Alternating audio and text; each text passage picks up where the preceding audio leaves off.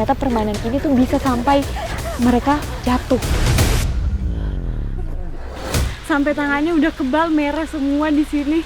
Dan memang di situ tuh panas banget kalau pegang rotannya kencang-kencang. Jadi tangannya kayak gini.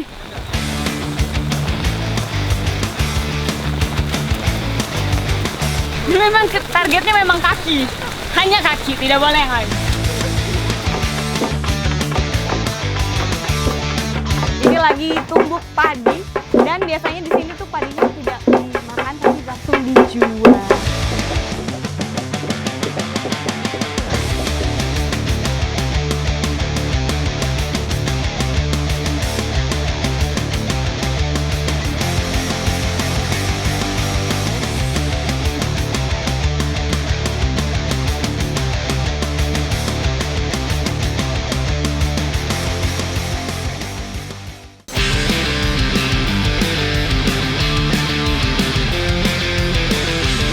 Brebes, sebuah nama yang tidak asing bagi kebanyakan orang. Terletak di bagian utara Pulau Jawa, wilayah ini didominasi oleh dataran luas.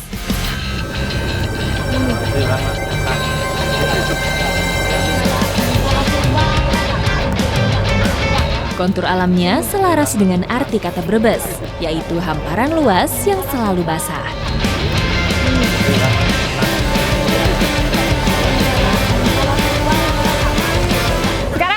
Menuju ke salah satu kampung adat yang terletak di pedalaman Kabupaten Brebes. Dan untuk menuju ke sana tidak ada kendaraan khusus, jadi saya harus menumpang ke kendaraan warga setempat yang akan menuju kembali dari pasar. Ikuti jejak saya, jejak petualang!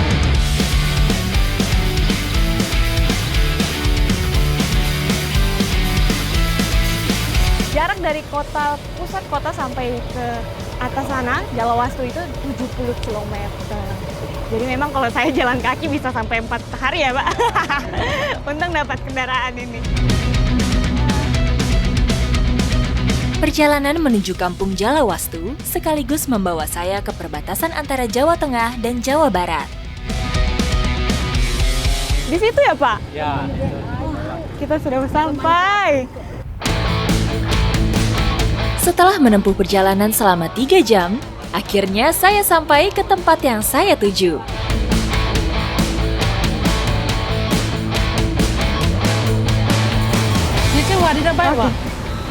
Sudah sampai.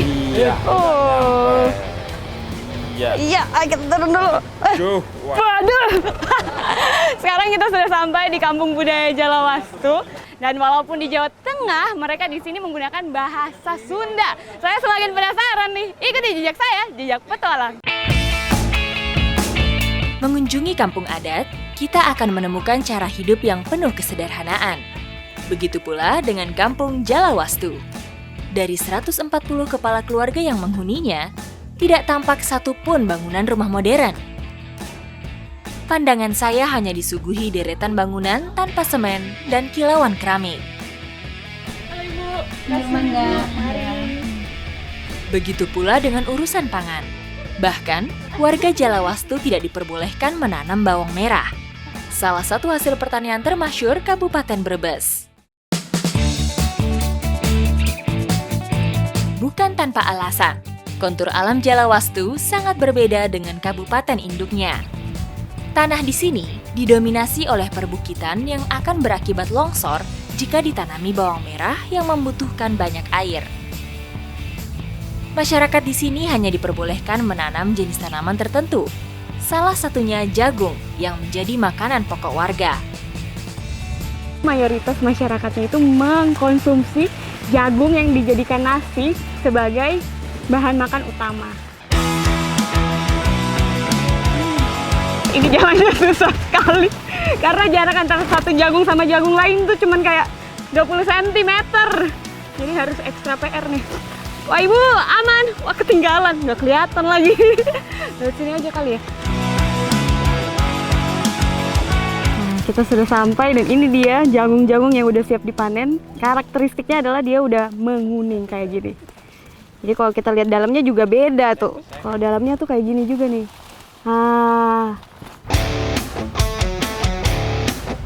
Dan di sini cara petiknya tuh lumayan unik karena langsung dibersihin di pohonnya kayak gini. Kan tadi ibunya tadi udah contohin kayak gini.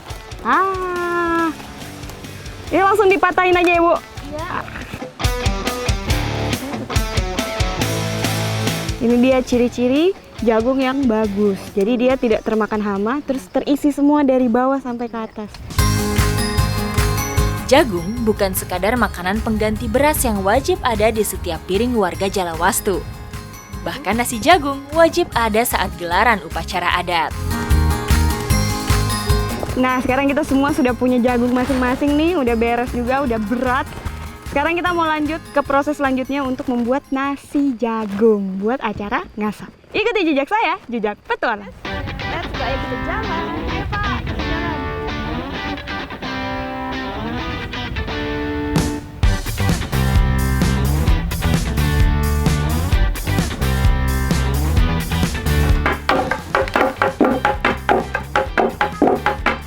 Lumrah, wanita cukup mahir dalam menyiapkan berbagai sajian.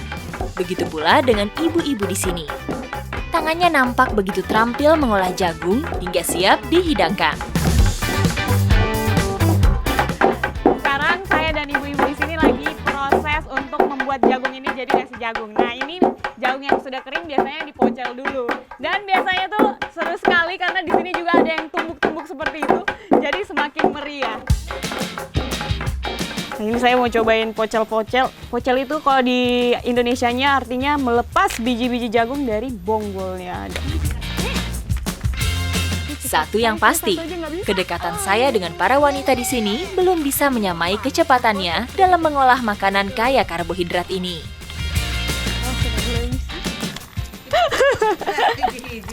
Sudah mulai bisa nih. Ini lebih ke terintimidasi ya. Samping kanan kiri cepat sekali saya slow motion. Nenek, lihat. Sampai kepalan kayaknya nih. Aduh, ini saya sampai kapalan ini tangannya sampai gemetar-gemetar nih, lihat nih. Tidak apa-apa tuh? Tapi tidak apa-apa. Pokoknya kalau nenek masih lanjut, Seri juga lanjut. Asik.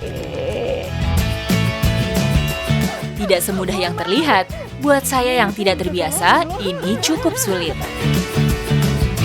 Ini udah jago. Yeay! Sudahkah? Sudah selesai, sekarang kita mau pindah-pindahin dulu bonggol-bonggolnya ya, Mak. Terus habis ini kita mau lanjut untuk proses penumbukan. Oke, ini sekarang sudah ditumbuk-tumbuk dan ini udah kelihatannya udah lembut juga. Jadi sudah bisa diayak. Ya, udah lembut sekali dan sekarang kita mau ayak biar misahin yang masih keras. Oke, Ibu, saya bantu ya. Oke, iya. Oke, ini gimana Bu caranya? Gini aja ya, kayak ayak tepung ya. Coba. Nih kalau sudah selesai di saring, ini ketemu yang masih keras-keras seperti ini. Jadi sudah terpisah yang halus sama yang keras. Jadi yang kerasnya kita mau tumbuk kembali biar semuanya terpakai. Meski jagung menjadi makanan pokok, namun aturan adat Jalawastu masih memperbolehkan warganya mengonsumsi nasi. Terkecuali bagi para sesepuh adat yang mengemban tugas sebagai pelestari dan penjaga budaya leluhur. Menariknya, peran padi tidak sepenting jagung, hingga kebanyakan ditanam untuk dijual. Nah, ini sudah siap untuk diolah sekarang, tapi di samping saya ini ada tradisi yang namanya tradisi dengdong. Ini lagi tumbuk padi, dan biasanya di sini tuh padinya tidak dimakan, tapi langsung dijual. Kayak gitu. Ini lucu sekali ya, membentuk suara-suara yang merdu ya.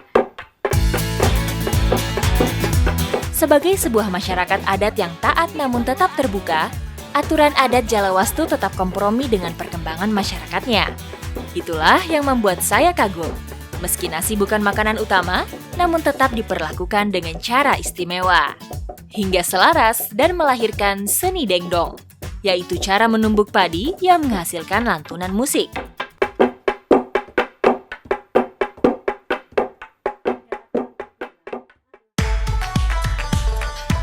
Lain tempat, lain pula cara masyarakatnya dalam mengolah makanan pokok. Sekarang kita sudah siap untuk mengolah nasi jagung. Jadi kalau di Jalawastu ini dia nasi jagungnya tuh diolah dengan cara dihamburin dulu, terus ditambahin air. Airnya seberapa banyak, Bu? Seiprit ya? Coba saya bantu ya, Bu. Nah, dia pakai ini, kita coba masukin airnya. Oke. Dikit-dikit aja ya, Bu? Seiprit gini ya berarti? Segini? Begini? Oh, jadi sampai dia basah. Jadi di sini tuh oh, jadi sampai dia basah aja supaya Jangan banyak-banyak nih. oh, jangan banyak-banyak. Jadi setelah dikasih air kayak gini dia tuh langsung menggumpal, terus lebih padat. Jadi kalau dimasak tuh langsung mateng gitu ya, Bu, lebih cepat karena dia lebih padat. Keterbukaan cara hidup masyarakat Jalawastu semakin kentara ketika jagung dan nasi saling berdampingan dalam satu wadah. Ada lagi yang menarik di sini itu. Ini nih, ini nasi jagung yang sudah tercampur dengan beras. Masyarakat di sini biasanya menyebutnya nasi rembey. Ini dia nasinya. Dan ini biasa dikonsumsi untuk sehari-hari, tapi kalau misalnya untuk upacara adat, itu biasanya menggunakan yang 100% nasi jagung, seperti yang ini.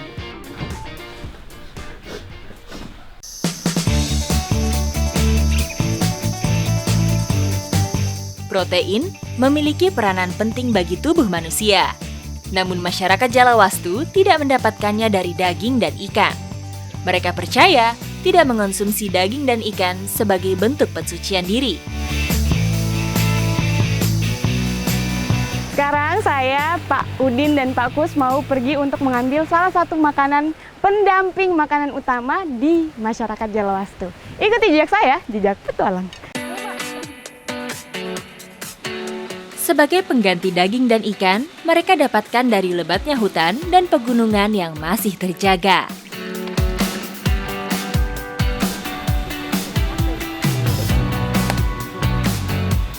Ini dia daun yang kita mau ambil, daun rende namanya.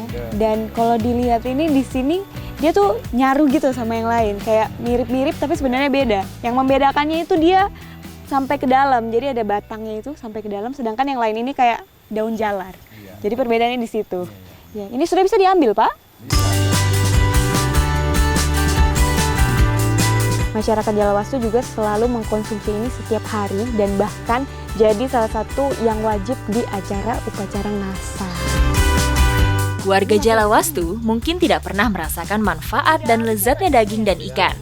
Namun, rende bukan sekadar tumbuhan liar biasa. Daun inilah yang sampai sekarang dipercaya mampu menjaga setiap tubuh warga Jalawastu. Nah, karena memang masyarakat Jalawastu tuh biasanya makan langsung pakai lalapan, saya mau cobain dulu ya. Pak, saya boleh cobain? Boleh. Aman ya? Aman. Kita coba yang kecil-kecil dulu, ya kan? Coba, enak. Iya, siap Pak. Saya percaya pasti enak. Enak ya? Apa Pak? Agak gurih-gurih ya gitu. Oh iya, bentar Pak, lagi loading loh. Dia rasanya kayak apa ya? Ada min-minnya juga ya Pak? Tapi lebih enak lagi kalau pakai sambal sama nasi jagung. Dan di sini kalau misalnya mau nyicip langsung aja dimakan karena di sini dipercaya kalau semua hasil hutan itu bersih. Saking pentingnya tumbuhan liar ini, rende bahkan hadir dalam setiap upacara adat. Kita sudah dapat nih untuk menu utama untuk persiapan upacara ngasa. Jadi sekarang kita mau siap-siap untuk upacaranya. Ayo Pak, ikuti jejak saya, jejak petualang.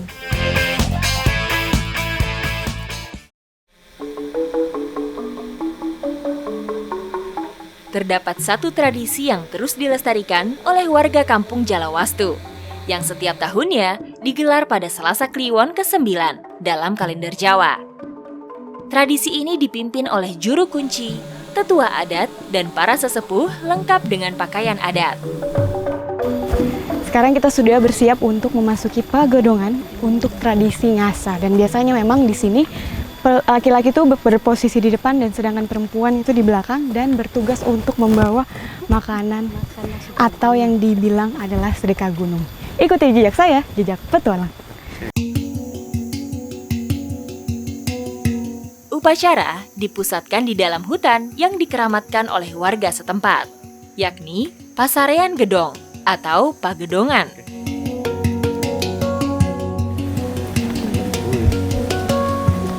Sekarang kita sudah sampai di tempat untuk upacara adat ngasanya, dan ini kita mau taruh sedekah gunungnya di sana.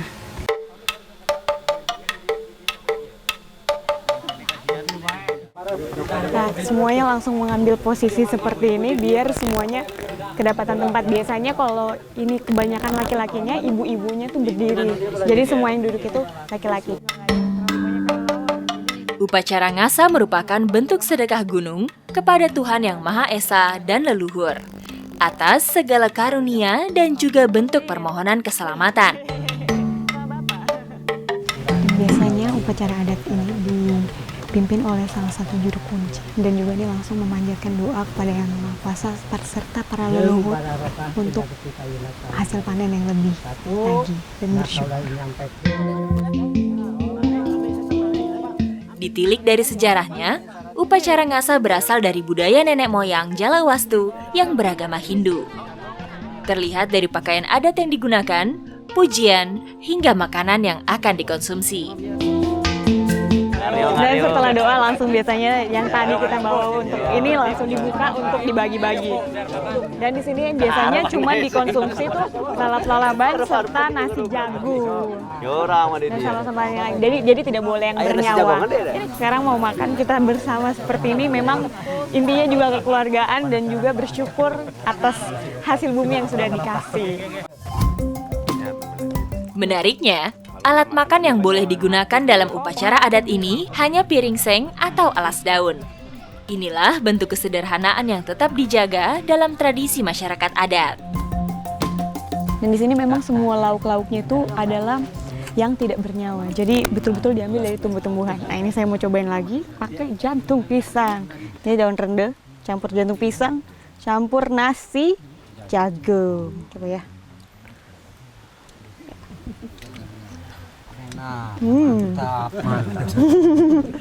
Mantap. Tradisi ngasa ini selain untuk ucapan syukur kepada Yang Maha Kuasa dan juga leluhur, ini juga untuk mempererat kerukunan dan keharmonisan di desa Jalawastu ini. Seperti ini kita bisa lihat ini kekeluargaannya masih sangat terasa, dan ini adalah cara untuk melestarikan dan mempertahankan budaya di Jalawastu. Ikuti jejak saya, jejak petualang.